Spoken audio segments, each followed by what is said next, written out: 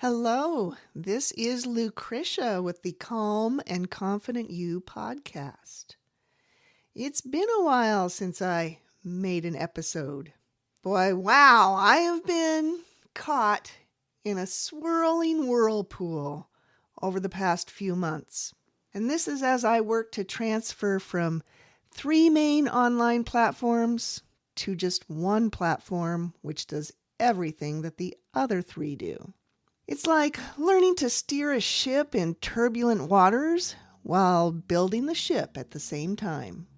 I started this process in August, and I finally am at a point where I'm getting my head up above water. I've been moving my online courses to this new platform. I've been switching over to using this platform for all of my email purposes. And I've been using this platform to make the registration pages for my events. And all of this time, I'm learning how to use the new platform. A week or so ago, I ran my webinar, Mind Over Stress. It is the first time I've run a webinar since last June. A lot needed to come together in order for me to be able to run this webinar. And just a few days before, I was kind of in a panic because some things were not working. It felt like I was spinning plates up on sticks with each one threatening to fall. There were technical issues, and I needed to get it all figured out. After a few hours in Zoom calls with customer service, I managed to get it all working. I ran my webinar, and it went well. With that behind me, I can get back to gradually moving a few more things over to the new platform. In the midst of that, I became very concerned, of all things, about one of my chickens. If you didn't know, I am a chicken owner. I only own 2 chickens because I live within city limits.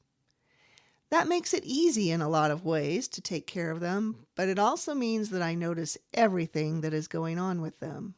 So one of my chickens started to walk kind of funny. She would take a couple steps and then crouch down, and one foot or leg seemed to be kind of giving out from under her. I watched for a couple of days, and I just was hoping it would go away, but she kept doing it. So one busy day at work, I hopped online and looked for what this might be. I became concerned that she might be egg-bound.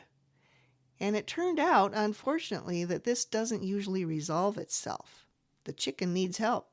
The day that I learned this and it became clear to me, I had not only my full work day, but I had outpatient clients in the evening, and by the time I got home it was dark out and the chickens were now inside their coop, and there was nothing I could do. The next morning I needed to rush off to work again. On top of that, I was planning to run my webinar that evening. I managed to come home a few hours early, and I needed to work quickly if I was going to do anything with that chicken before running my webinar. So I got everything ready. I brought the chicken in, let her soak a little bit in some warm water, gave her some moist cat food. I learned about that online too, so she could get some protein into her, and I let her stay the night inside my little bathroom. And you might be able to imagine how messy this was going to be. She wouldn't go into the crate that I had for her. And this process was stressful for me because, though she's friendly, she didn't really like being caught. She didn't like being carried into the house. She didn't like being held in warm water, and she didn't like getting dried off. My stress level definitely skyrocketed while I was doing all of this right before I was going to present my webinar. It all turned out fine in the end. Certainly at different points in time during all of this, I was thinking that I was crazy. I was wondering, why does life do this to me? How is it that there are always a whole bunch of different things I need to do all at once? I'd prefer having a nice, steady, calm approach to things. Well, I ran the webinar, and I received good feedback for it, and I had a good time doing it. Now I have very useful video clips that I can use for my social media and to advertise the webinar again in the future. Yay! With this behind me, I've been a bit more relaxed and felt like I had more room to be creative. After months of technical problem solving, creativity is my sanctuary. On Sunday, I was able to wake up in the morning after having a good night's sleep. I had a cup of coffee, and I just happened to start playing around with my video editing program. Yes, I know I'm on the computer again. In the past, I had made a very simple guided meditation video of me just talking. This weekend, I began playing around with some of the features of my video editing program. The ability to easily add copyright-free background music to videos has just been added to my program. Plus, I can put images on top of my video. I searched through and found a very nice, pleasant background sound to go with my voice as I talked through the guided visualization. Then I used the magic media, basically the AI capability, in Canva to make some very beautiful pictures to go with different parts of my visualization script. I was able to impose those images on my video and connect them all together so that it all moved smoothly.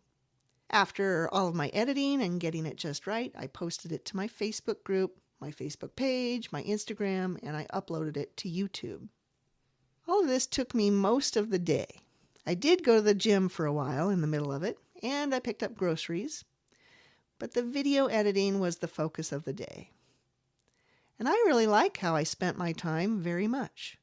To me, it really is playing and being creative, and the more I do it, the better I get. I hope I'm turning out a better product for you to enjoy. There are two key fulfilling aspects of my online projects. One is that I get to use all of my talents and abilities in ways that I choose. And the other is to share my knowledge in a way that is useful to others.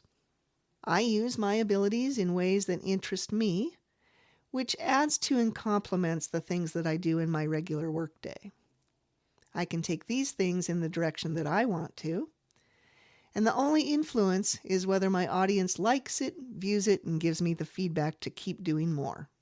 So if you want more, give me the feedback.